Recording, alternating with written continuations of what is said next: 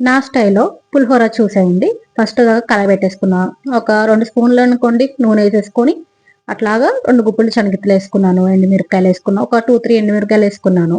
అవి కొంచెం రోస్ట్ అయిన తర్వాత తాలింపు దినుసులు, పచ్చిమిరకాయలు అండ్ జీడిపప్పు కూడా వేసుకున్నాను అనమాట.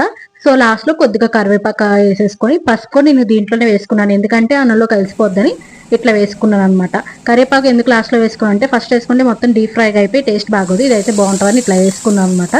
ఎండుమిరకాయలు మాడిపోతుంది, నేను పక్కన తీసి పెట్టుకొని మళ్ళీ వేసుకున్నాను అనమాట.